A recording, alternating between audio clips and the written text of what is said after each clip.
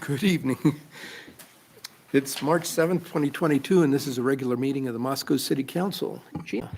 Good evening, everybody. Happy first Monday of March. Please stand and join us in the Pledge of Allegiance. I pledge allegiance to the flag of the United States of America and to the republic for which it stands, one nation, under God, indivisible, with liberty and justice for all.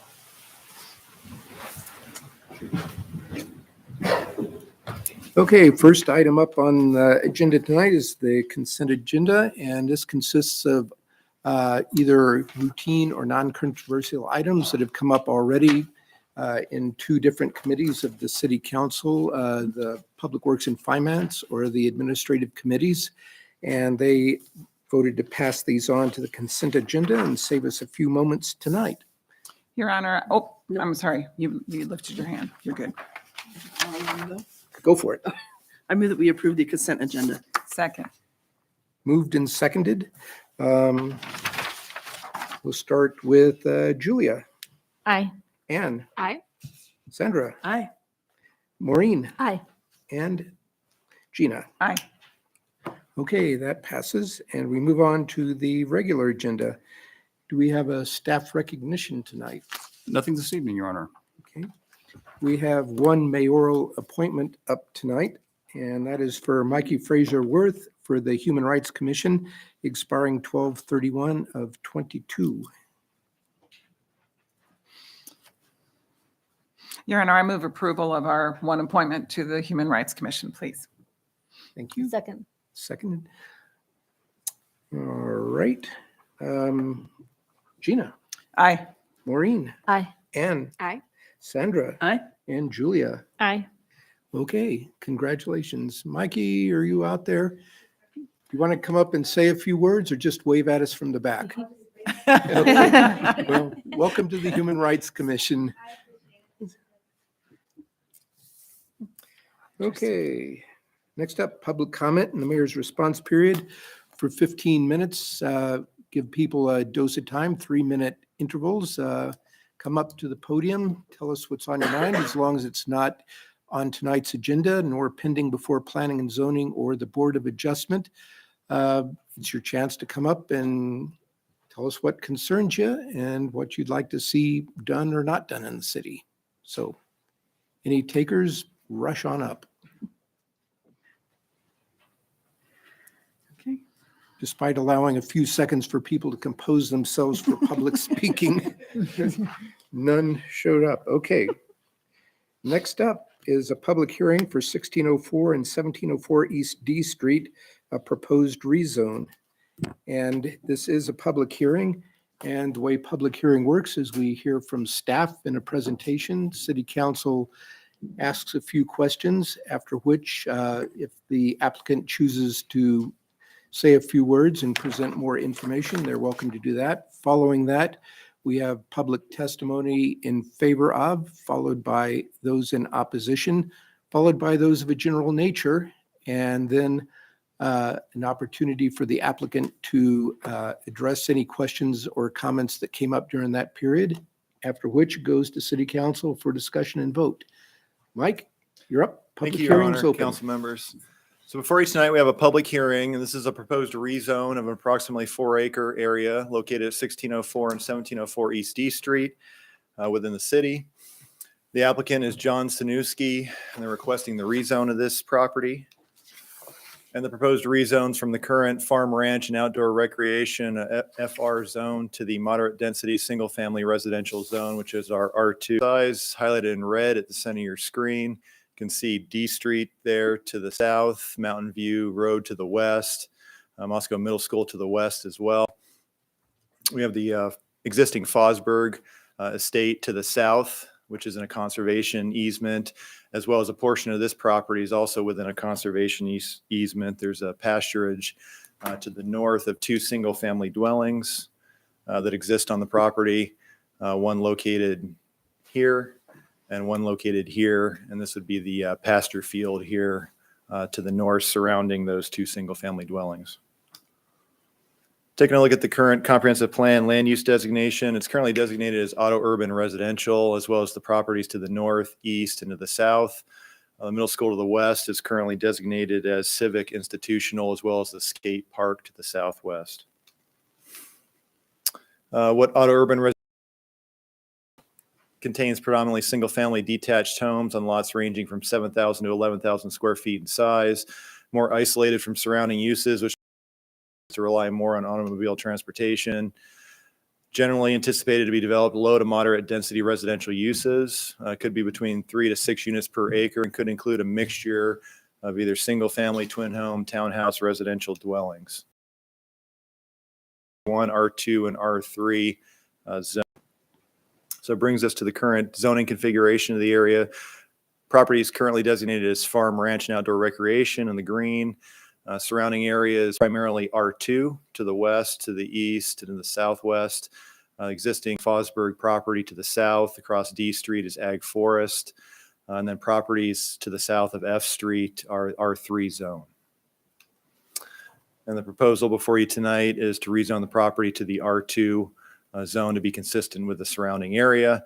And really the intention is to facilitate the division of the 2 single-family dwellings on the property. Farm Ranch currently has a 3-acre minimum lot size in order to reduce the sizes of those lots and make those smaller, which surround the single-family dwellings. The applicant needs to go through the rezone process to rezone to R2, which is 7,000 square foot minimum lot size. And that's really necessitating the rezone request before you tonight. So R2 zone, moderate density residential zone, appropriate where the following circumstances are present, where single-family dwellings predominate the area, terrain's not harshly irregular, and smaller lot sizes can be accommodated without extensive earthwork. Utilities and other public facilities are adequate for the densities allowed. Existing lot development patterns and policies embodied in the comprehensive plan also guide the application of the zone. And really a wide variety of uses within the R2 zone, but primarily single-family residential for residential uses. Urban agriculture uses are allowed as well, which are also allowed in all of our residential zones. So the existing farming operation, pasture area that exists on the property within the conservation easement would be encapsulated within the urban agriculture use. So that would not create a non-conforming use should the property be rezoned to the R2 zone. So also group childcare facilities and public parks and recreation facilities are also allowed.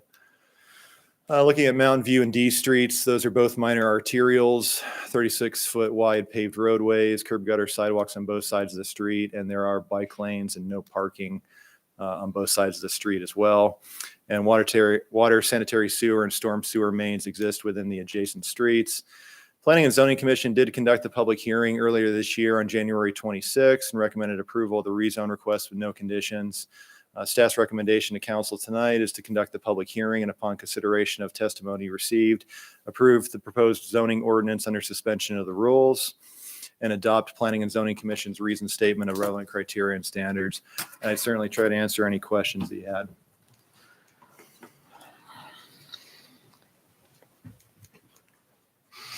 Okay, hearing no questions, do we have any words of support from the applicant?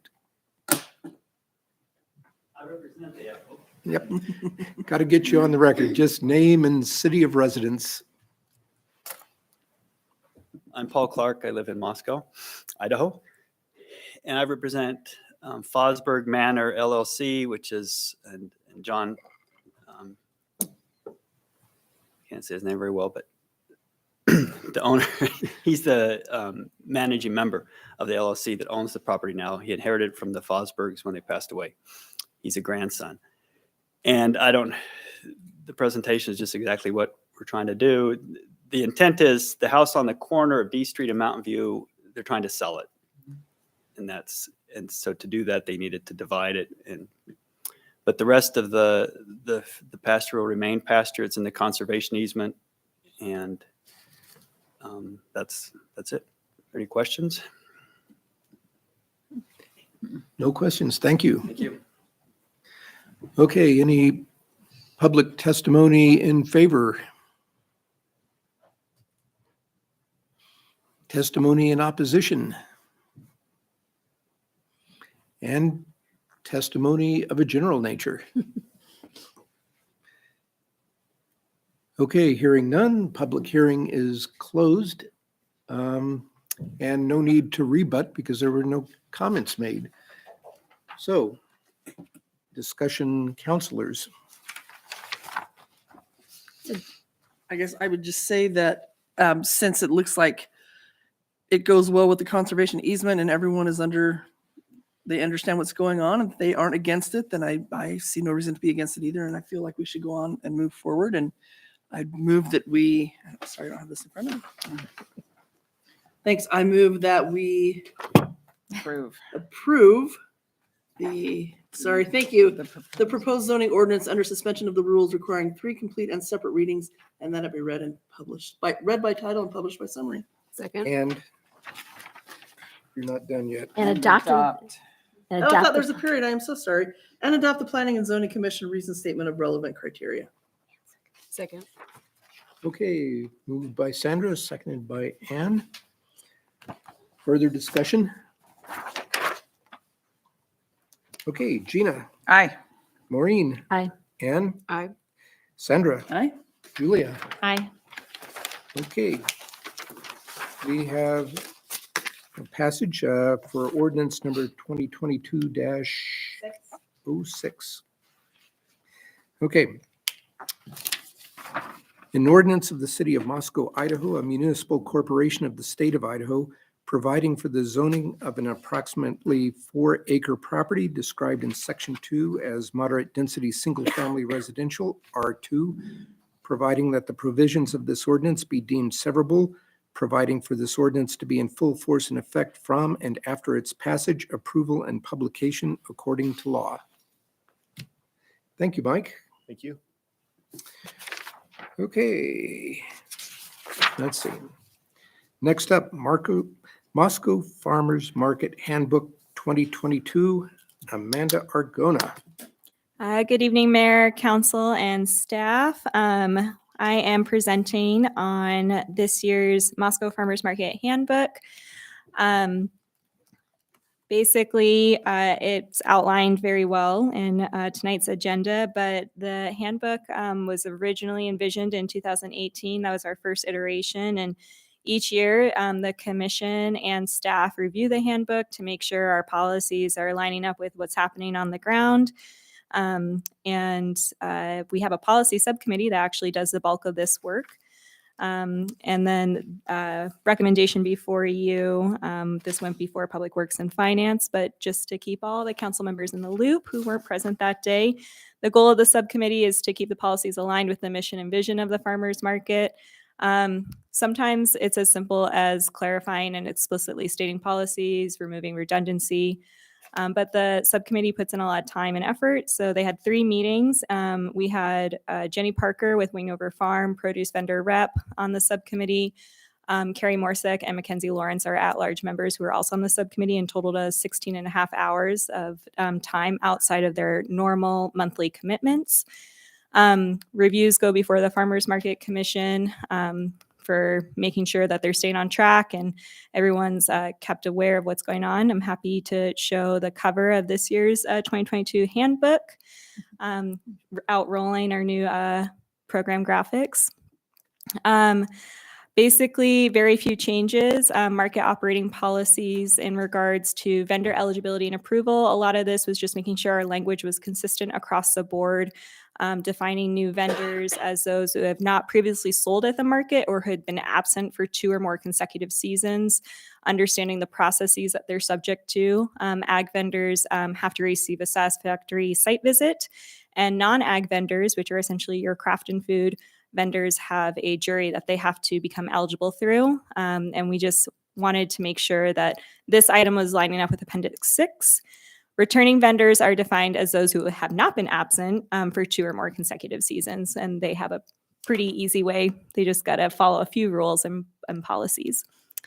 We did look at vendor production and location. This is often known as the 200 air mile radius rule.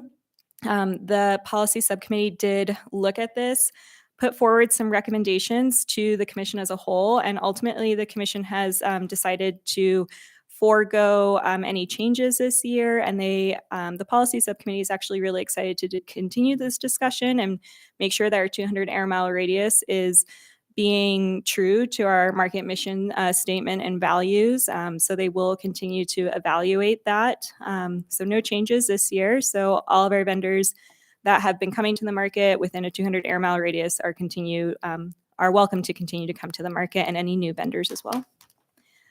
Vendor operating policies, really basic language here.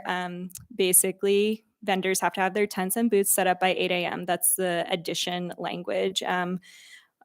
Just again, reiterating to folks that space is valuable in the market. We want to make sure that we are being mindful of folks who are requesting a permanent space, that they can get that. And when vendors are consistently late, it can jeopardize their ability to continue to have a permanent space in the market.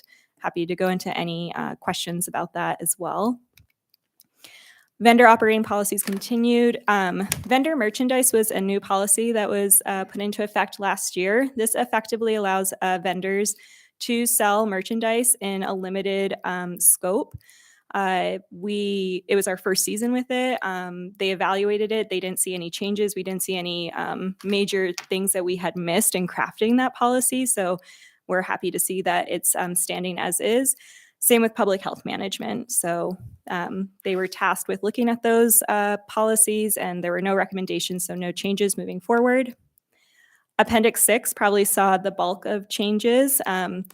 We had some issues with vendors, public health safety violations that we saw, and we just wanted to shore up the purpose of a site visit. So again, being very clear in what happens when we're seeing violations and what that can mean for a vendor, especially if maybe there's no violations, but we feel that they're incompatible with the market's statement and core values. What does that mean for their continued participation at the market?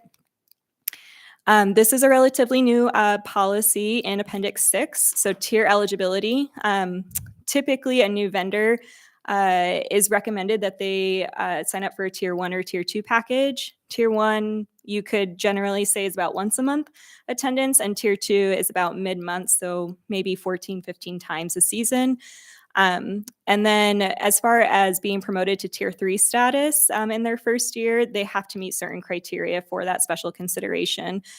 Tier 3 status is basically granted permanent space where you don't get moved around the market, and you just get some benefits along with that. So we just had a few things come up, and the commission felt like there were some special considerations to move forward on that. And it was a great discussion, and I think it's a great policy that they're putting forward. So staff recommends approval of the 2022 handbook and adoption of the proposed resolution. And again, this was reviewed at the Public Works Finance Committee on February 22nd, as well as our lovely legal department. Nice. Okay, questions?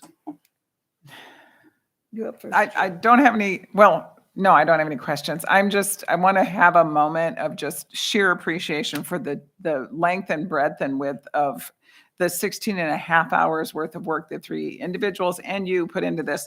This is a long way from where we've been. And I think it's very good. It's a structure, and I think it just helps support what is a really serious asset in our community. So thank you, and thank those three, the whole commission, but the policy subcommittee, it's almost like punishment.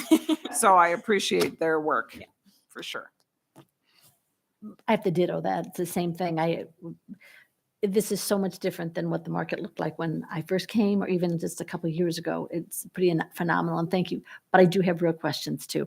Okay, so who serves as the jurors on the arts and crafts section? The Craft and Food Jury subcommittee currently is made up of Stu Scott, our craft vendor representative, Jonathan Rao, our specialty food vendor representative, and Sam Martinet with the Moscow Chamber of Commerce representative. Oh, great. Okay, then here comes my biggest one, and that is, I appreciate the idea of telling people they have to be there at 7:30 and they have to be ready to open at 8. And I mean, it makes a lot of sense. And I'm just wanting to make sure that you don't get too much pushback. In fact, if there are certain vendors who historically have been late, they may deserve a statement that simply says, here, as you may have seen, here's the rule, because, well, I didn't have to read the whole thing. I've been here for 10 years and there always is, and I never open until 9. So I guess my sense is I want to prevent you from having conflict at Yeah. the market. That's a great clarification, Maureen. So before the addition of the 8 a.m., it read that vendors had to be in the market footprint by 7:30, and then of course they have to have traffic, their vehicles really out of there shortly after. Any of you that have been to the market before it opens up, we do have people milling about, and it's really a risk safety management item at that point. Vendors are absolutely welcome to show up late. However, the benefit that they don't receive is that they have to manually walk in all of their things, right? They can't pull their vehicle up. And for us, chronically late vendors, that is really hard for a market manager to justify why they get a dedicated space when I do have folks that follow the rules. So as far as if there are folks that are chronically late, not set up in time for 8 a.m., we do have a penalty process. So there's a verbal warning, a written warning, and then a fine. And I would just echo, when we were putting this policy together, I did consider, like, are we potentially penalizing anyone? If anyone's been at the market early in the morning, you'll see Jonathan Rao, Sushi Man, who's on the commission. His booth is set up and ready to go by the time I get down there at 5 in the morning, but he's not selling sushi right at 8 a.m. And that was a really clear distinction we wanted to make, is that we don't want to force anyone to be selling at 8 a.m. You're not going to get a burger from Humble Burger at 8 a.m. So a lot of these prepared food vendors sometimes won't start serving till a certain time. So it really is about being on time and making sure that you're honoring that commitment of being a tier 3 vendor when there could be other vendors in line ready to jump in.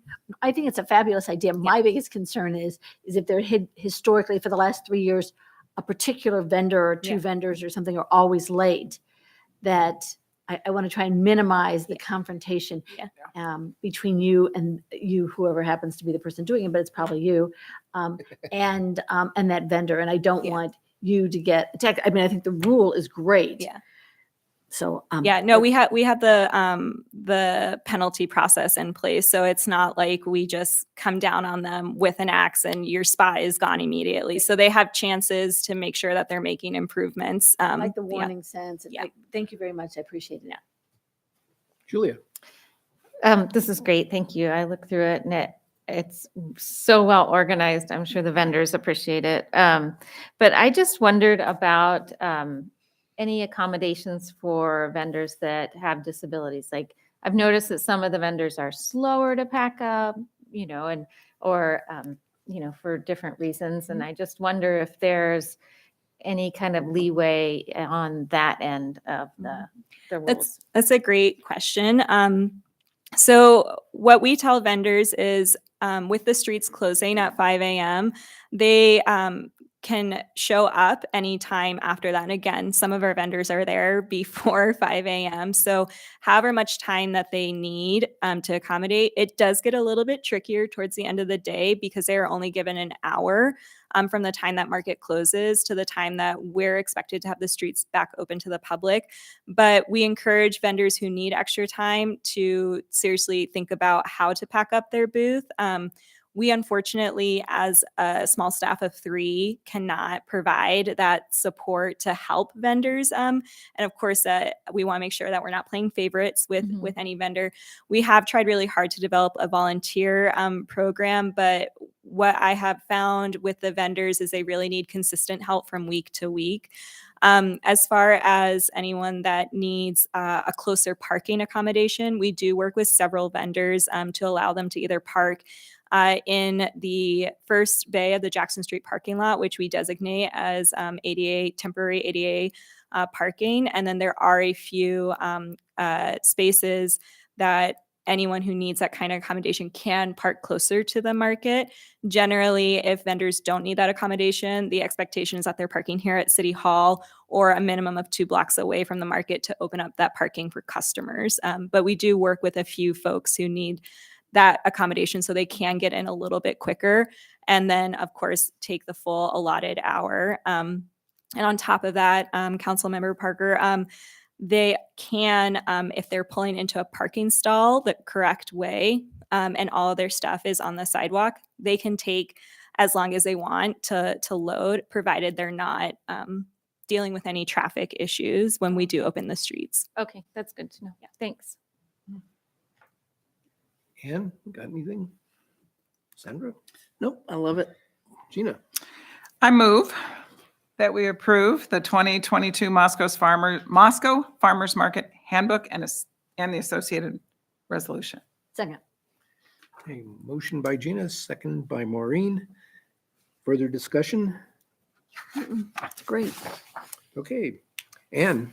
Aye. Julia? Aye. Maureen? Aye. Sandra? Hi. And Gina? Aye. Okay, that passes. Thank you, Amanda. Nice report. Next up, we have reports. Sandra, want to go? Can you give me one more minute? Because I got to look back and see, because I can't remember what happened this week and last. Give me, put me Maureen. on standby. Thank you. I had no commission meetings, but I have a lot of meetings that Art was at. So you want me to talk about them? Or you Go want to for talk? it. Okay, so we had a really nice U of I city cap and gown, Town gown. town gown soiree. And it was so fun. I mean, the students were great. The students really wanted to figure out how to have a better part to it. There's a lot of ideas that were bounced around. And it really felt to me like there was going to be a stronger connection between the U of I and the city, and which was really, for me, very exciting. We also attended the monthly county city U of I meeting. And that was just basically an update with nothing going spectacular to jump out at. And that's the sum total. I didn't have any commission meetings. I'm good now. I remember. Okay. I had to look at my calendars because I don't want to repeat like I did last time. So yep, the town and gown was great. I also had a chance to go to that. The one commission meeting that I had this time around was historic preservation. And again, always impressed with what they're trying to do out there. Really looked at, we had a great presentation about the historic University of Idaho area because they're thinking about possibly making that a historic district. It takes a long time to go through the process. So the first part is like looking at it. Is it feasible? Is it not? And then where to go. So a really great presentation. Been around the University of Idaho, gosh, since my grandparents got engaged there. So I felt like I knew a lot about it to begin with, but I learned so much more about it listening to the presentation. So I appreciated that. And then also looking at the potential of what are we going to do in the area that is on the south end of 6th and 7th. Some people refer to it as Swedetown. Is there enough there for a historic district? Maybe, maybe not. But they're certainly doing a lot of documenting what house is there, what's original. There's sort of a surrounding area. The consensus so far is that there's probably not enough for a district, but they certainly want to put some signage in there because there are some really amazing houses there. So if you're ever looking for a nice walkabout, head over on the Logan, Maybell, past 7th Street area and take a good walkabout. There's some really great buildings there. So that was what we mainly talked about. Cool. Thanks. Gina? Thank you, sir. I unfortunately had to miss our town and gown soiree. But I have a good excuse for it. I actually got to go to the tree commission meeting. It was awesome. We went from talking about bagging seedlings for the Arbor Day celebration, which, by the way, you remember we won our award for the best Arbor Day on the planet. Maybe that was an overstatement, but it was pretty great Arbor Day. And so we're planning that now. It turns out that our tree, Mr. Tree, isn't going to be there. So I'm actively trying to think of plan B on that one. Mrs. Tree is probably not going to come out. Thanks for the suggestion, though, Mr. Mayor. We are also discussing, and it was more ideating at this point, but our resident Doc Rock, the tree doc, David Rock, wrote a really thoughtful synopsis of downtown trees and the replacement that has to happen, because we all love those 50 million little leaves that come in our businesses every fall. But the trees are getting way past their prime. And we started talking about that, and it's fun to watch this group. They're established enough, and it's almost a funny, it's Latin a little bit because there's 3 or 4 of us that know the scientific names of all the plants, and it's a funny language. I love this commission. So Arbor Day this year is Tuesday, April 26th. So think about tucking a few little branches here and there, and you too can be Mr. Tree. The second meeting I got to go to was our council orientation and training. It was interesting, and I always appreciate it. I walk through the potential for, the conflict of interest and all of those things, and how we have to be so careful. And it's just a good reminder every year. And plus, when Mia gives it to me, I don't always feel like it's such a bad thing. We also talked about land use, though, and the procedural requirements with our new community development deputy city supervisor, and that was really cool. It's amazing how complex this beast is, and it's just was a really great meeting. And then it feels like I've had about 6 of these meetings, but it was maybe only 1 or 2. The PBAC, Palouse Basin Aquifer Committee subcommittee on hiring the new executive director. For those of you that are kind of watching this, the job description and the notification of the opening went out on the university's website on Friday. I will share it all with you guys so that you can share with all of your friends that would be potentially a good fit for that job. It's moved to full-time. It is actually an executive director job now. Really is, I think PBAC is coming together as a group too, so that it'll be not only a good job, but it'll be a good board to work with as well. Other than that, I think that's all I've got for you, sir. Okay. Ann? Yeah, most of my meetings are this week, so I just have one update. Parks and Rec made a decision on the new equipment for the Milton Arthur Park based on what the public decided and adopted that. And that's it. Okay. Cool. Julia? I had 2 meetings this past couple of weeks. I went to CETA, the Clearwater Economic Development Association, and they have a ton going on. So it's kind of hard to summarize, but they're working on different grants to help economic development in the area. They have some really cool programs for workforce training that they're developing that I think will be beneficial to the area.